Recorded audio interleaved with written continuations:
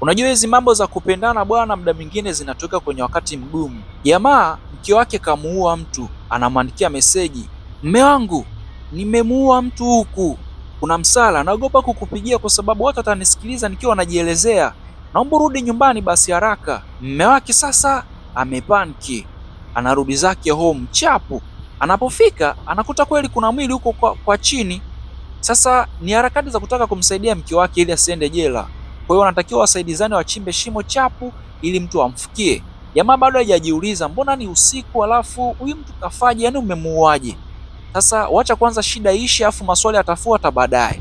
So jamaa kwa sababu ndo mwanaume anachimba shimo chapu, anamaliza haraka. Sasa anavyomnyanyua yule mtu sasa ambaye anatakiwa kumzika, anashangaa kuona ni mdogo wake kabisa, yani baba mmoja mama mmoja.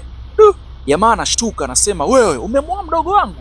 Alafu muda hajakaa sawa, kuna sauti ya gari la polisi inasikika. Anamuuliza wewe, mbona kama ni polisi? Akasema ni kama kuna mtu aliniona, lakini sina uhakika, lakini kama ni polisi nafikiri kuna mtu aliniona. Sasa kumbuka huyu jamaa tayari ameshashika na yeye jembe, ameshiriki kuchimba na anataka wamzike.